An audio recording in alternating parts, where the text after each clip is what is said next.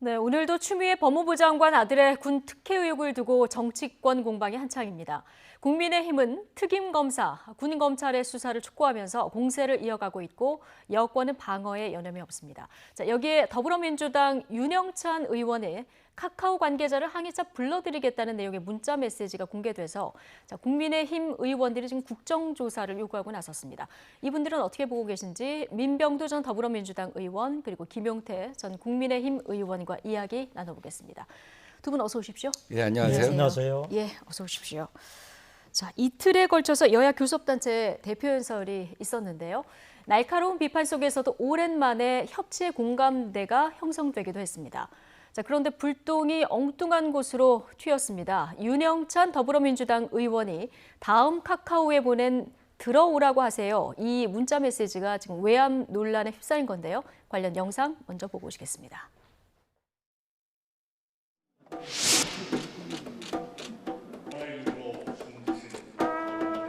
국난을 헤쳐나가는 동안에라도 정쟁을 중단하고 통합의 정치를 실천합시다.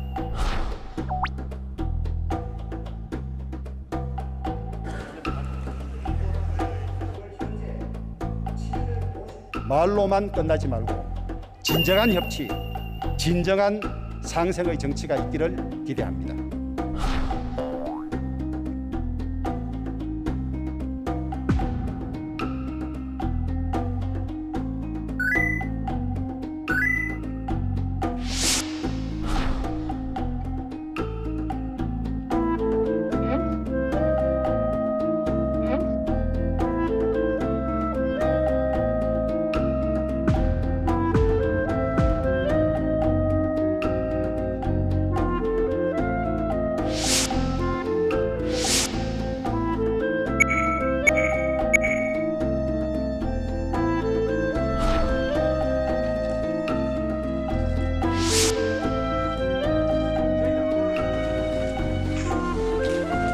뉴스 통제 실화였군요. 그동안도 포털을 통한 여론 통제를 시도한 겁니까?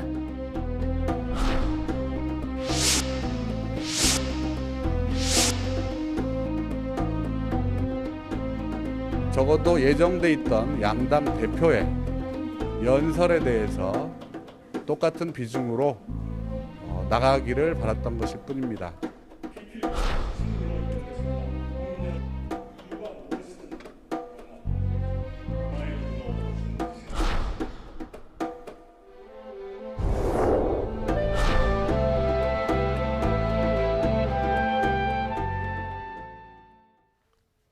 네, 자, 영상으로 보고 오셨는데 문자 메시지 얘기 잠시 뒤에 해보도록 하고 자, 이틀에 걸쳐서 국회 교섭단체 대표 연설이 있었는데요. 일단 이낙연 대표가 먼저 통합정치 얘기를 했고 주호영 원내대표도 뭐 날카로운 비판 얘기가 많았습니다만 그 와중에서도 여기에 화답하는 모습도 보였습니다. 이틀간의 연설 일단 어떻게 들으셨습니까? 예, 정기국회 정기국회 교섭단체 대표 연설은 1년 중에 국회에서 가장 중요하고 의미 있는 시간과 공간이라고 할 수가 있겠죠. 전체 국회의원뿐만 아니라 이제 국무위원 모두가 그 자리에 참석하게 되어 있습니다만 실제로는 국민 전체를 향해서 연설을 하는 것이라고 할 수 있겠습니다. 예. 그래서 각 정당이 어떤 생각을 갖고 이 나라를 갖다 이끌 것인가에 대해서 포괄적으로 밝힌 것인데 이번에는 특히 그 여야 대표가 모두 협치를 얘기했다는 점에서 이제 국민들한테 어떤 정도 위안을 갖다 주는 부분이 있었다고 예. 생각합니다. 이낙연 대표 같은 경우는 특히 윈윈윈 여야와 국민이 함께 가자. 특히 오븐트 우리 모두가 함께 하다 하는 그런 정신 같은 걸 얘기한 것 같고요. 여기에 이제 주호영 원내대표도 화답을 했는데 중요한 건 실제로 이것을 실천할 수 있는 수단의 문제라고 봐요. 예. 실천력의 문제라고 봅니다. 네, 중요한 건 실천이다 얘기를 했는데 여야 공이 모두 다 실천을 해야 되는 거죠. 뭐 집권 여당이 실제로 행동을 할 거냐 이게 가장 중요하지 않겠어요? 예. 협치하자는데 반대할 국회의원이 어디 있고 야당이 어디 있겠습니까? 문제는 이낙연 대표가 이제 취임하기 전에 벌어졌던 여러 가지 정치적 그 공방에 대해서 그렇다 치더라도 현재 진행형 이 문제에 대해서는 정말로 야당의 뜻을 받아들여서 무언가 문제를 풀어야 되지 않겠어요? 예. 그런 면에서 지금 최고의 현재 진행형 이 사태는 결국 추미애 장관 아들 의혹 문제 아니겠습니까? 예. 저는 이낙연 대표가 정말로 이번 정기국회를 협치장으로 만들고자 한다면 야당이 강력하게 주장하고 있는 추미애 장관 아들 의혹 사건에 대해서 그것이 그 특임 검사가 됐든 아니면은 뭐 특별 검사가 됐든 간에 국민의 의혹을 속 시원하게 풀어줄 수 있는데 이낙연 대표의 정치력을 꼭 발휘해 주길 바랍니다. 예, 오늘 토론에서도 잠시 뒤에 이제 추미애 장관 아들 의혹 문제도 다룰 텐데 두 분의 의견도 좀 모아지는지 잠시 뒤에 얘기를 나눠보도록 하고요. 어제 그런데 주호영 원내대표 연설 도중에 민주당 윤영찬 의원의 문자 메시지 하나가 좀 도마 위에 오른 이런 상황입니다. 그러니까 다음 메인에 주호영 원내대표 연설이 뜨니까 이게 좀 부적절하다 하니 하면서 카카오 들어오세요. 이제 그런 문자였는데요.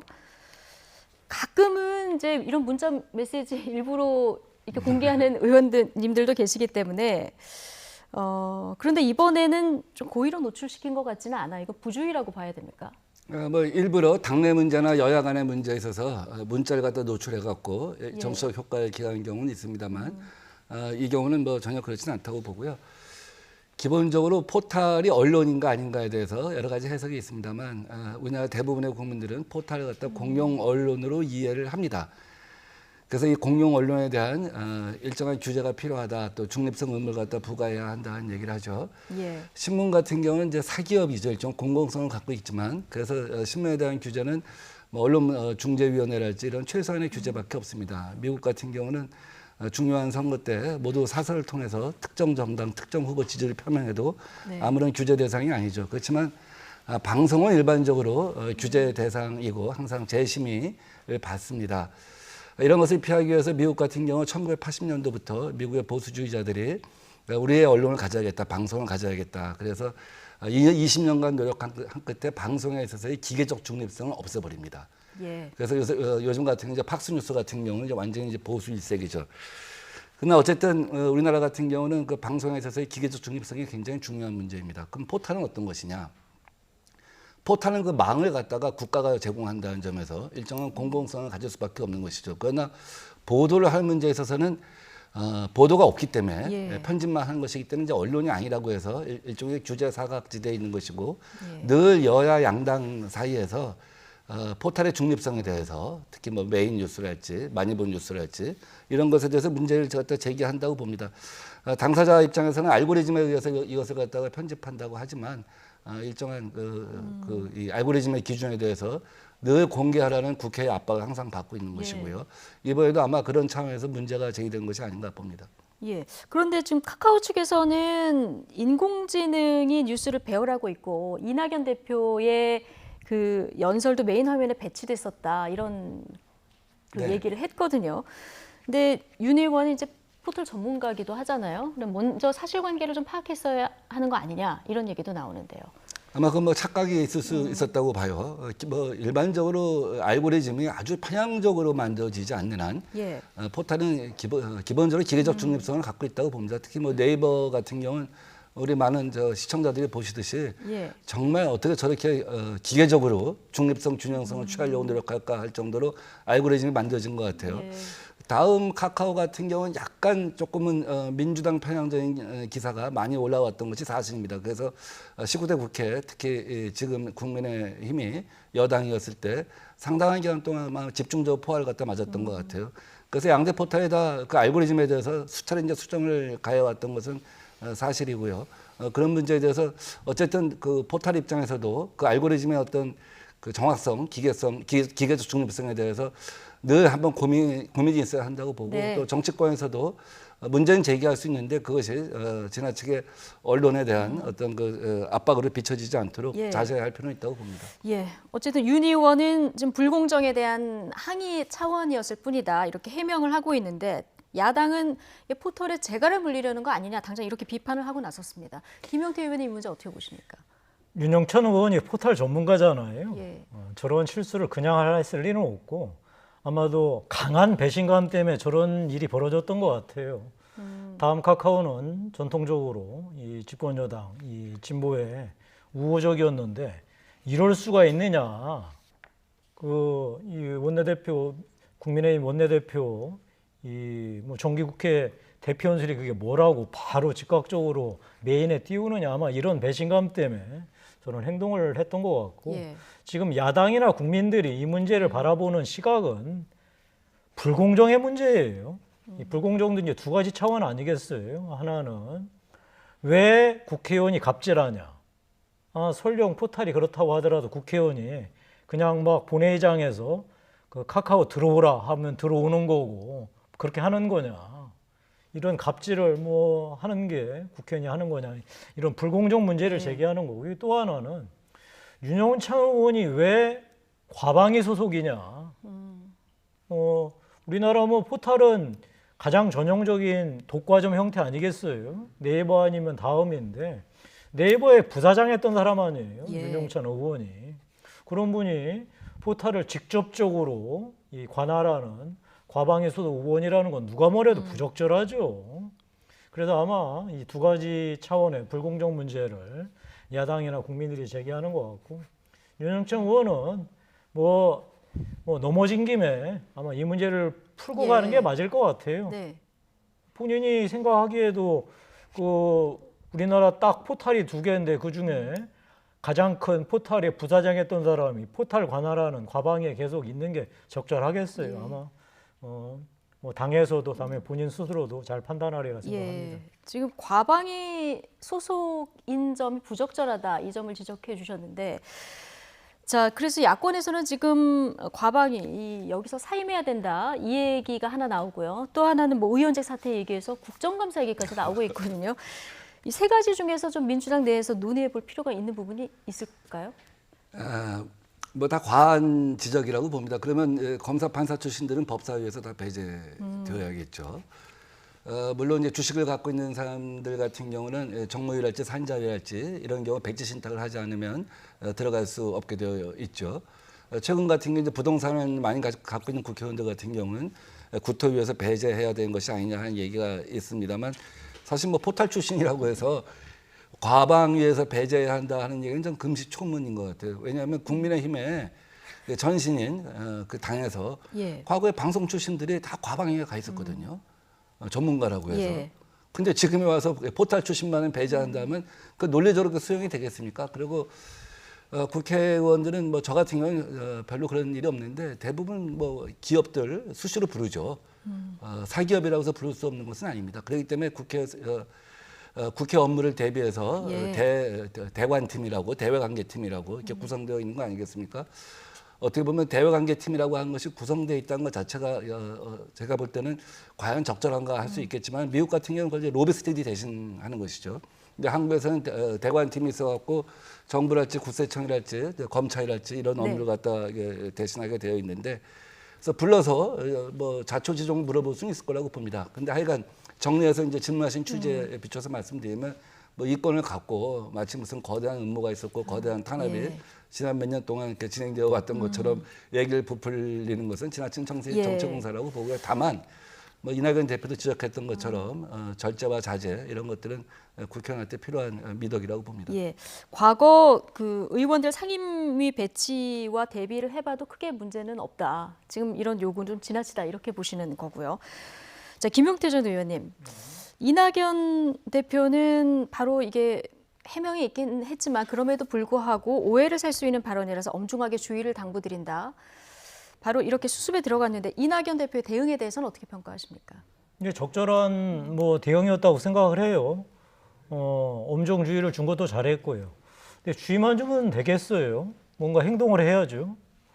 뭐 민명도 전 의원님께서는 그 예전에 뭐 방송 기자 출신이나 언론사, 신문사 기자 출신들이 과방위에 많이 있었다고 그러는데, 포탈은 제가 말씀드린 대로 독과점 문제라니까요.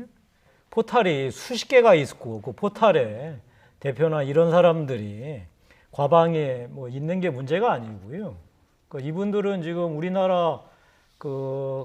우리나라의 포탈이 딱 두 개밖에 없는데 그 중에서도 거의 70% 80% 이상을 차지하는 네이버의 부사장이었다니까요, 윤영춘 의원이. 그래서 지금 이 불공정 문제가 나오는 거니까, 저는 뭐 사실 이 문제가 있기 전에도 이 윤영찬 의원이 저 과방위에 있는 거는 적절치 않다고 생각을 했었는데 뭐 이런 문제까지 터진 마당에 그러니까 이낙연 대표가 예. 이 문제를 뭐 적절하게 해결하고 나가는 게 맞지 않겠나 그런 생각을 합니다. 예.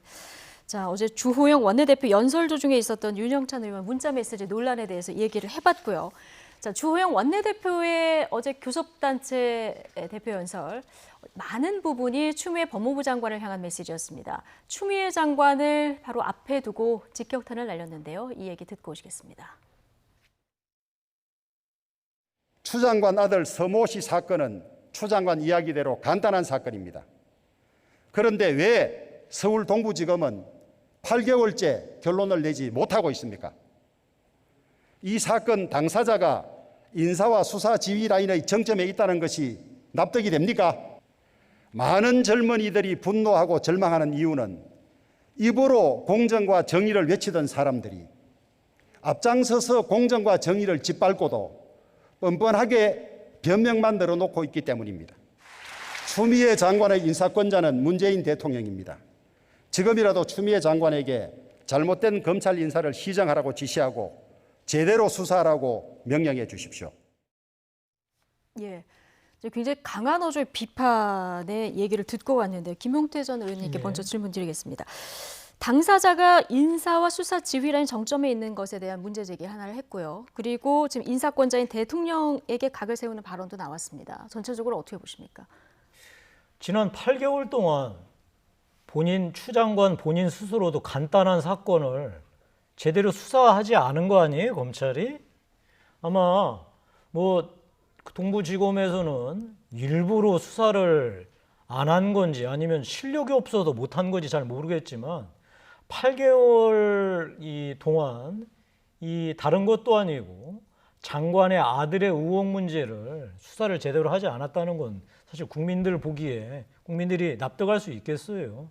저는 그래서 야당 입장에서는 동부지검에서 제대로 수사를 하지 못한 이유는 결국은 수사 대상자가 이 검찰을 지휘하는 법무부 장관 아들이기 때문이 아니겠느냐 이렇게 생각할 수밖에 없죠. 안 그렇겠어요. 따라서 이 문제는 추미애 장관이 스스로 결단해서 사실 수사가 신속하게 이루어지도록 했어야 되는데 아무리 기다려도 안 되니까 이 추미애 장관을 지휘하는 대통령의 문제를 해결해달라 뭐 얘기한 거고 아마 이 얘기에 대해서는 국민들도 다 납득하실 거예요. 왜냐하면 대한민국 검찰이 무슨 복잡다기 위한 사건도 아니고 이렇게 단순한 사건을 8개월 동안 제대로 수사하지 않았다. 이것을 누가 납득할 수 있겠어요. 그래서 아마 우리 주호영 원내대표께서는 이런 문제 제기를 하셨던 것 같습니다. 예. 자, 오늘 김종인 대표도 대통령이 분명한 태도를 보여달라 이런 요구를 했는데요. 민병대 의원님, 이런 야당의 요구 어떻게 보십니까? 지금 결정적으로 그러니까 법적으로 하자가 없는 가운데서 추 장관의 거취를 갖다가 요구하는 것은 과도하다 하는 생각을 갖습니다.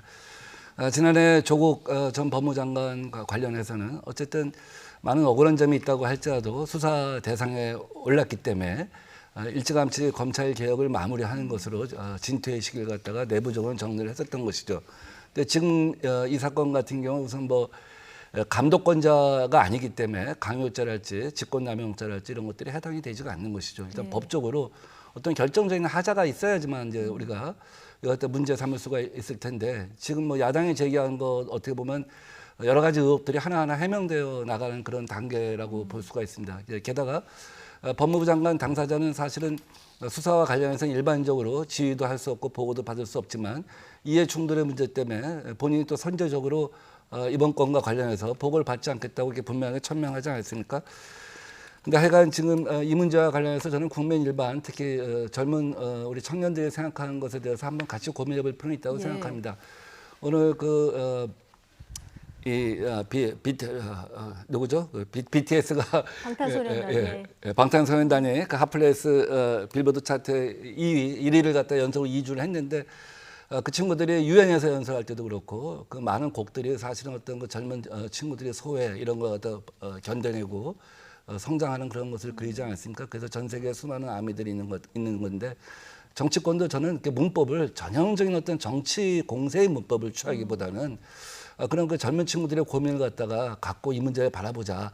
뭐 이런 정도로 하면 더 많은 그 연대와 예. 어떤 그 호소를 갖다 얻을 수 있고 또 여당이든 야당이든 앞으로 어떻게 가야 할 것인가에 대한 어떤 해법이 만들어질 수 있는데 늘 정치권은 하나 과거의 문법에만 묶여 있다는 것이 안타깝습니다. 예. 의혹 단계에서 지금 제기하는 야당의 공소는 좀 지나친 면이 있고 지금 정치 공세 기존의 문법에서 좀 벗어날 필요가 있다 이런 얘기를 해주셨는데요. 앞서 주호영 원내대표 이렇게 직격탄 날릴 때 추미애 법무장관은 이렇게 개의치 않고 미소 띄우는 모습까지 저희가 잠깐 봤었는데요. 그런데요, 한 시민단체가 지금 아들 군 휴가 특혜 문제 그리고 딸과 관련해서는 지금 비자 그 청탁 의혹 문제가 또 제기가 된 상황에서 김영란법 위반으로 지금 추미애 장관을 고발한 이런 일도 있었습니다. 뭐 시민단체 입장에서 의혹이 있으면 고발할 수도 있겠죠. 근데 지금까지 제기됐던 많은 의혹들이 있지 않습니까? 뭐 자대 배치 문제와 관련해서는 사실 의정부에서 뭐 용산으로 자대 배치 이전을 희망했다는데 그건 컴퓨터로 배치되는 거예요. 또 예. 심지어 추미애 장관 부부 중에 한 명이 국방부 민원실 해피콜에다 전화를 했다는데 세상에 그런 어떤 폭로가 어디 있습니까? 부부 중에 한 명이면 특정하면 되는 거 아니겠습니까? 남자 목소리면 아버지일 거고 여자 목소리면 어머니일 텐데 그런 걸 포함하여 무슨 그 장애인 차를 갖다 2대를 굴렸다고 하는데 그건 법적으로 한 대만 한 가족이 운영할 수 있는 거고 그런 건 다 해명이 됐잖아요. 등등 포함하여 지금까지 제기된 많은 의혹들이 사실은 뭐 부풀려진 것, 실제는 실제 근거한 것이냐에 대해서는 우리가 뭐 많은 의문을 가질 수밖에 없는 것이죠. 근데 그 중에 이제 하나가 그래도 보좌관의 일탈 문제가 있지 않겠느냐, 보좌관이 전화했다고 한 건 맞다고 하니, 근데 그 보좌관이 그냥 뭐 서일병의 형이다, 뭐 가족이다 이렇게 전화를 했다면 사실 문제가 안 됐겠지만. 예. 굳이 거기다 당 대표실 보좌관이라고 자기 신분을 밝혀가면서 전화한 것에 대해서는 뭐 따져볼 소지가 있다고 봅니다만 저는 아직까지 그것은 보좌관 개인의 일탈인 측면이 강하다고 보고 그 나머지 의혹들은 지금 의혹 단계이고 보좌관의 일탈 문제만 현재까지는 문제가 되고 있다 이렇게 보시는 거죠. 그것도 이제 압박이냐 아니면 예. 문의냐 하는 것 자체도 뭐 결과적으로 보면 그 보좌관의 어떤 문의든 압박이든 것이 관철된 것이 없기 때문에 문의 수준이 아니냐. 그래서 실제로 김영란법 위반을 갖다가 적용하기에는 무리가 있다 이렇게 봅니다. 예. 어쨌든 추미애 장관 아들 그 군 특혜 관련한 의혹들이 지금 계속 나오고 있고 반박이 이어지고 있고 지금 진실 공방이 벌어지고 있는 이런 상황입니다. 근데 핵심은 휴가와 관련해서 특혜가 있었나 없었나 이 부분인데요. 이걸 따지다 보니까 휴가 규정을 미 육군 규정에 따르는 게 맞나, 대한민국 육군 규정에 따르는 게 맞나 이게 또 쟁점으로 떠올랐습니다. 추 장관의 아들 변호인 측과 야권의 주장이 엇갈리고 있는데요. 양측 입장 같이 듣고 오시죠.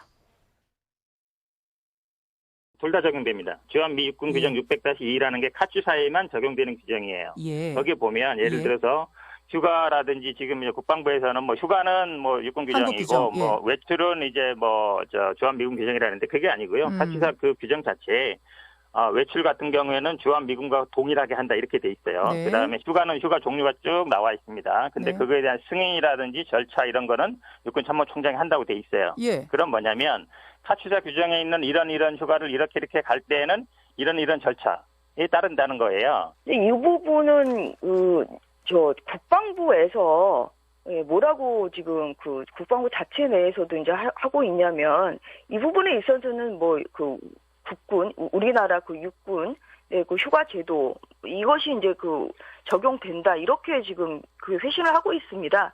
뭐 이것은 지금 여러 그 갈래로 언론에도 좀 보도가 되고 있고요. 그렇기 때문에 이런 그 지금 휴가인 경우에는 육규 120 병영 생활 규정이 적용된다.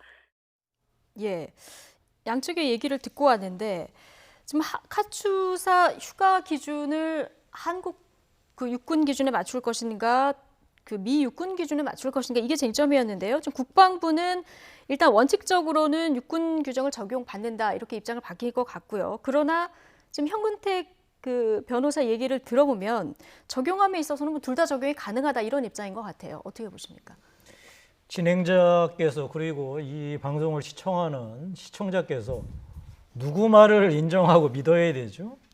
한 사람 얘기는 지금 바로 수사 대상자의 변호인이 짐작으로 해석하는 얘기고요. 하나는 국방부가 국회의원의 질문에 공식적으로 답변하고 유권 해산한 내용이에요. 예. 국방부 얘기를 인정하고 믿어야지 지금 그 수사 대상자의 변호인 얘기를 우리가 그 거론한다는 것 자체도 적절하지도 않고 맞는 소리도 아니고, 이 카츄샤는 미군이 아니라 대한민국 국군이고, 다음에 그 미군에 파견된 대한민국 군인이에요. 예. 따라서 이 특히 인사 관련 휴가나 병가나 이런 문제 관련해서는 대한민국 육군의 복무 규정을 따르는 게 맞지요. 예. 그리고 그걸 국방부가 확인해 줬잖아요. 이 문제 갖고 논란한다는 것 자체가 정말 넌센스고 코미디입니다. 네. 어쨌든 한국 육군 기준에 따른다. 자, 그런데 지금 이 휴가를 결제하는 담당자는 또 구두 승인을 했기 때문에 문제가 없다. 이런 입장을 밝히고 있어서 이걸 어디까지 해석을 해야 되느냐. 지금 여야 입장이 굉장히 첨예하게 갈리고 있습니다. 어떻게 제가 볼 땐 국방부 말도 맞고 예. 변호사 말도 맞다고 봐요. 포괄적으로 우리나라 국방부의 규정에 따르겠죠. 그렇지만 이제 카투사라고 하는 특성이 있기 때문에 거기서만 그 통상 인정되는 어떤 그 나름의 규칙이 있다고 생각을 합니다.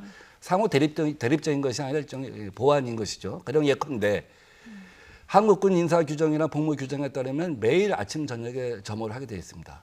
근데 카투사는 외박 외출이 작기 때문에 금요일 오후면 대개 외박 외출을 하기 때문에 금요일부터는 점호를 안 합니다. 일요일 저녁에 돌아오기 때문에 일요일 저녁에 점호가 시작된 것이죠. 예. 그럼 이거 어떻게 볼까요? 카투사 전체가 한국 국방부의 복무 규정을 따르지 않는 것이 되잖아요. 근데 그걸 인정한 거 아닙니까? 그렇다고 한다면 국방부의 전반적인 어떤 그 복무 규정에 근거하여 카투사 나름의 어떤 관행이 있다고 보는 것이죠. 가령 카투사는 미국 독립기념일이라 쉽니다. 이거 한국군 복무 규정에 따르면 이해가 안 되는 부분이죠. 그러니까 사실은 뭐 대립적인 것이 아니라 상호 보완적인 부분이 있는 것이라고 보고 그런 부분에 있어서 그 변호인 측은 그런 그 카투사 고유의 관행 같은 걸 얘기한 겁니다. 가령 한 가지만 더 말씀드리면 카투사는 2인 1실을 씁니다. 그리고 샤워룸이 있습니다. 한국군은 그런가요? 그렇지 않잖아요. 그럼 한국군은 일반적인 형평성에 비춰서 볼 때 이걸 이렇게 하면 안 되겠습니다. 한국군과 마찬가지에 내무반 규정을 갖다 따르게 해달라 이렇게 얘기하지 않잖아요. 그런 거 갖다 참작해서 이 문제를 보면 됩니다. 예. 제가 이 말씀을 하나 좀 덧붙여야 할 것 같네요. 꼭 말씀하신 거, 그건 우리 민병두 전 의원님의 이제 추론이시고요. 그 제가 아까 말씀드린 거는 국방부의 공식적인 답변이잖아요. 그리고 여러 언론에서 이미 나왔고 국회의원이 직접 질의하고 받은 답변 내용을 공개한 게 있어요. 바로 카투사에서 그러니까 카투사 병력을 총괄하는 인사 총괄하는 전직 지원단장이 명확하게 얘기를 했어요. 휴가 관련, 병가 관련해서는 대한민국 육군의 복무 규정을 따른다. 그 이상 뭐가 필요하겠어요. 지금 뭐 대충 이 비전문가들이 그냥 추론으로 얘기하는 것, 이런 얘기가 사실 공식석상에서 무언가 그럴싸하게 나오는 것 자체가 유감입니다. 짧게 한 말씀만 드릴게요. 이 문제 최초로 제기한 그 당직 사병이 카투사는 금요일, 토요일은 점호를 하지 않습니다. 일요일 저녁에 점호를 합니다 하고 분명하게 얘기를 했잖아요. 예. 어쨌든 지금 군대 다녀오신 분들도 제가 질문을 드려보면 다 해석이 엇갈리는 상황이라 다녀오지 않은 저로서는 이 문제 너무 어렵습니다. 자, 그런데 지금 특혜성 휴가 연장 의혹을 처음에 주장했었던 당직 사병 있지 않습니까? 자, 그런데 어제 이 추미애 장관 아들 변호인 측에서 이 모든 상황 진술은 허위 사실이다 이런 입장문을 냈는데 오늘 윤한홍 의원이 또 다른 그 녹취를 공개하면서 의혹을 제기했는데 이 당직병이 당일 당직은 나밖에 없었고 내가 직접 통화를 했고 미안한 기색이 전혀 없었다. 그러면서 내가 국감에 나가서 따지겠다 이런 얘기를 했다고 합니다. 당직 사병이 무슨 억하심정을 가졌다고 거짓말을 할까요? 예. 그런데 아직은 뭐 또 주장이니까요. 그 대상자가 전직 집권 여당 당대표이고 현직 법무부 장관 아들인데 그 거짓말을 저는 일부러 한다고 하는 건 참 상상하기 어렵고요. 자, 뭐 이 문제는 이제 더 이제 단순해지고 단순해졌어요. 예. 이 당직 사병이었던 사람은 전화를 받았다고 그러고 그 추미애 장관 아들한테 추미애 장관 아들은 전화를 한 적이 없다고 그러잖아요. 그러면은 당시 통화 기록 살펴보면 되잖아요. 그 뭐 제 보기에는 국회 나와서 얘기하고 할 것까지도 없고 예. 검찰이나 경찰에서 그 당시 통하기로 뭐 열어보면 되지 않겠어요? 예. 저는 뭐 이거는 뭐 상식적으로 따져봐야 할 문제고 이 당직 사병이 아까 말씀드린 대로 전직 집권여당 대표, 현직 법무장관 아들의 이 문제에 대해서 이렇게 공개적으로 문제 제기한 것, 그 예. 젊은이의 그 정의감 뒤편에는 불공정에 대한 분노, 이거를 우리 국민들이 잘 살펴봐 주시기 바랍니다. 예. 어쨌든 지금 양측의 입장이 엇갈리는 상황에서 이 사병의 진술의 신빙성이 어느 정도나 우리가 이제 담보를 해야 되느냐 이 문제가 남아 있는데, 자 국회에 증언을 할 때는 선서도 하고 하지 않습니까? 예. 나와서 진술하면 이 문제 좀 판단이 쉽게 될까요? 이제 국정감사를 얘기하는 것 같은데, 국정감사는 일반적으로 수사가 진행 중인 사안에 대해서는 감사를 갖다 진행하지 않습니다. 증인을 채택할 수 없습니다. 그러나 이제 국민적 관심사가 높기 때문에 이것을 여당에서 증인을 채택하지 못하겠다 하고 증인 채택부터 좀 그거 갖고 저 여당이 결사 반대하기는 좀 쉽지는 않을 거라고 봐요. 근데 이것을 갖고 국정감사까지 가야 되겠냐? 저는 빨리 검찰이 지금 벌써 한 8개월째 시간을 끌고 있는데 빨리 수사를 마무리했으면 좋겠어요. 그래야지 국민들이 볼 때 야, 검찰 개혁 제대로 하고 있구나 하는 생각이 들지 않겠습니까? 저는 뭐 당직 사병이 거짓말하고 있다고 보지 않습니다. 예. 저도 동의합니다.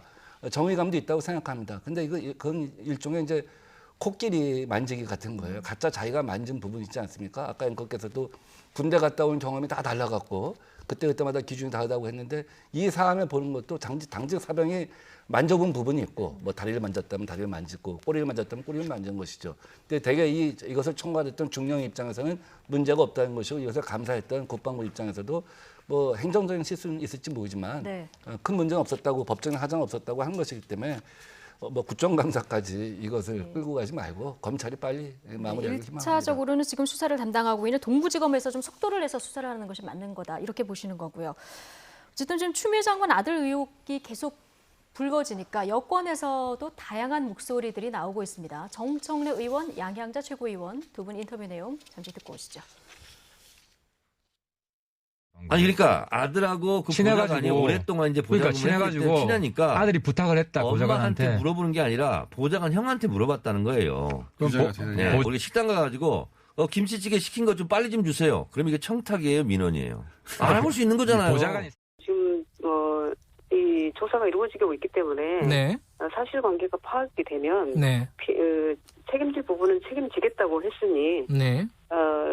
이 수사 결과에 따라서 추 장관이 책임지면 되는 일이라고 저는 보여지고요. 네. 그리고 이제 검찰이 수사에 집중할 수 있게 해주는 것이 도리이다.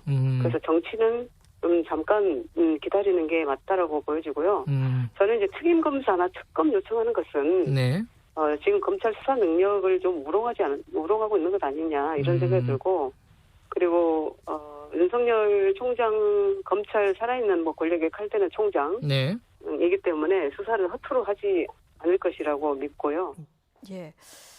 자, 먼저 정청래 의원의 식당 가서 김치찌개 시킨 것 좀 빨리 주세요. 이게 청탁이냐 민원이냐. 자, 김용태 전 의원한테 여쭤볼까요?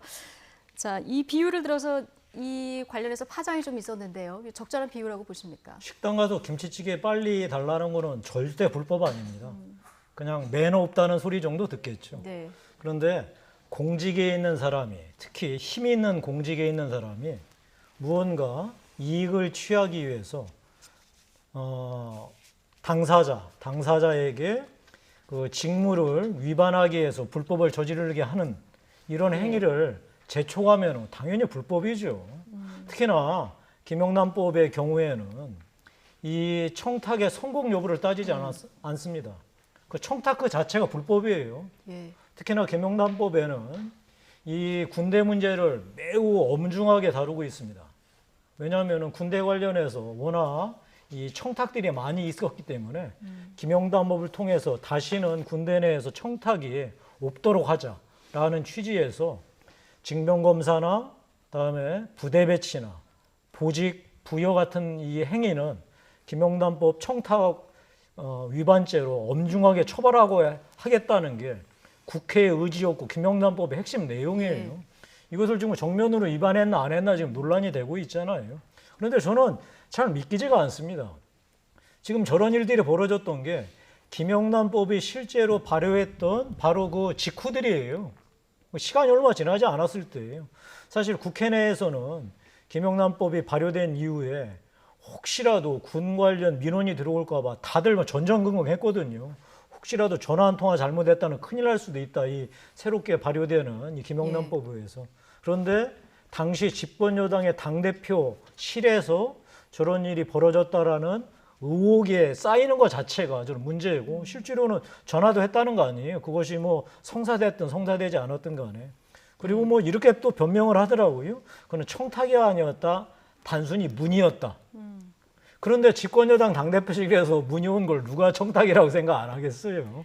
저는 이 문제는 비교의 대상이 될 수 없다. 국민들 상식선에서 봤을 때는 정말 힘 있는 사람들이 김영란법이 시퍼렇게 발효되고 살아있는데도 불구하고 뒤에서는 역시 똑같은 일들을 벌이고 있는 게 아니었나라고 하는 강한 의심과 실망에 쌓여 있다라는 점을 말씀드립니다. 예.